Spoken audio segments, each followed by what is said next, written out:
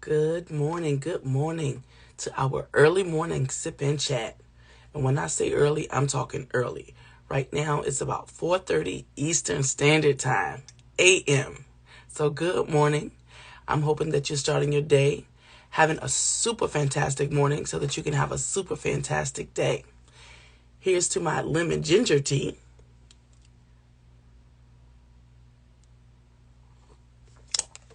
Good morning, Jasmine. Good morning. Thank you for joining. So, since the end of the year, we've been doing these early morning sip and chats, and I'm hoping that they are powerful to you just as much as they are to me with me showing up for you. So, my name is Keisha Mason Campbell. I am the author of Not Your Journey to Take. I teach women that no is a complete sentence, and I show them how to establish healthy boundaries with their families while putting their needs first. This morning, we're going to continue to talk about boundaries. This is a new year. We have New Year's resolutions, which I don't believe in because I think that they're temporary. But goals, I absolutely believe in. Are you setting goals? Are you setting goals with your boundaries? Are you setting goals with your boundaries with your families? Remember, no is a complete sentence. So you don't always have to say yes. You don't always have to show up. You don't always have to be there when they call. It's okay to say no. Yes, they may get upset. Yes, they may feel a little uncomfortable with you saying no, because if you always said yes, they don't understand your no. But they don't have to understand your no. They don't have to understand that. When you get comfortable with that, then you'll realize it'll be okay. Just because they aren't comfortable doesn't mean you have to be uncomfortable, right?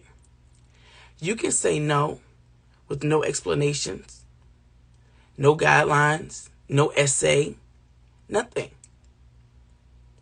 And believe me, it's okay. Just because they don't like it at first, they will respect it more than you know. Understand that no is a complete sentence. And in the beginning, you may give a little explanation. You may give a side note. You may want to share your why and why you don't want to do something. But after a while, it'll get easier to just say no and leave it right there. But with that saying no, you have to establish healthy boundaries. And I say healthy because sometimes when you're setting boundaries, people can think that they're roadblocks. Boom, boom, boom, boom, boom. Like you're just blocking everything. And you're not. You're not blocking anything.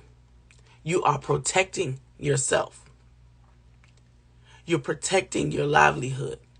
You're protecting your mindset. You are protecting you with your no and setting your healthy boundaries. I know it's early in the morning. Maybe you're watching me live. Maybe you're watching the replay. I would hope that during this sip and chat, you are sipping on some tea, some coffee, some water, or whatever your choice of drink is. Depending upon when you're watching it, it may be a mimosa. Who knows? But I hope that you're sitting down and just thinking about what I'm saying to you. Boundaries are extremely important. They are not there to hurt anyone, and they're not there to hurt you. Boundaries are there to support you, to help you learn how to put yourself first. Because if you're not healthy, how can you help somebody else?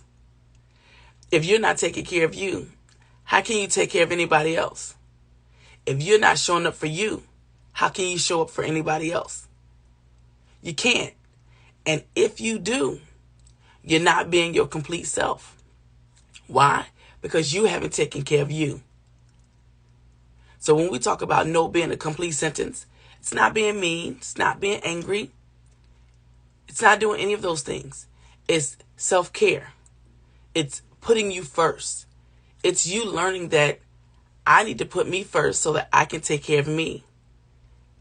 Saying no, putting up those boundaries, putting me first, and then you can take care of others.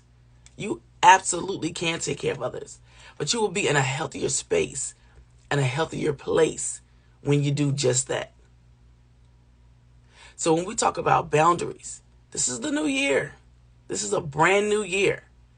No New Year's resolutions because they're all temporary. But our goals.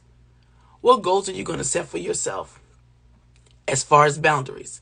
What goals do you want to see yourself live with this year as far as boundaries?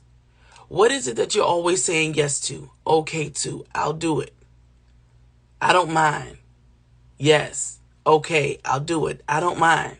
How many times are you going to say that when in the inside you really want to say no because you have something else going on for yourself?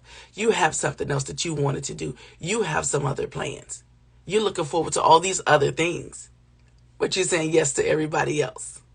How does that work for you? Because it doesn't work for me.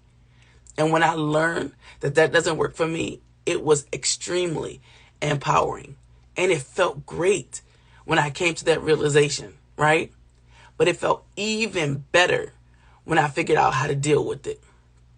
When I learned that my no was a complete sentence and that everybody isn't going to like it. Why? Not because you're saying no, because you're telling them no.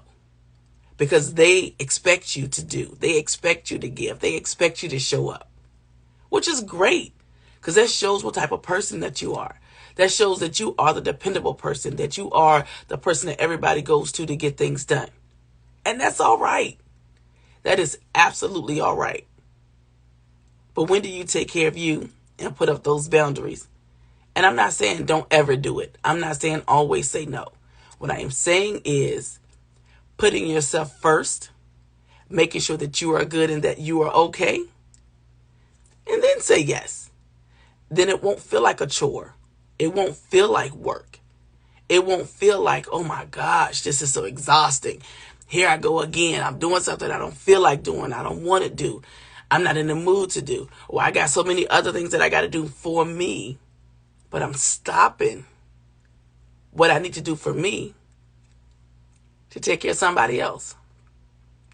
That absolutely should not be the case.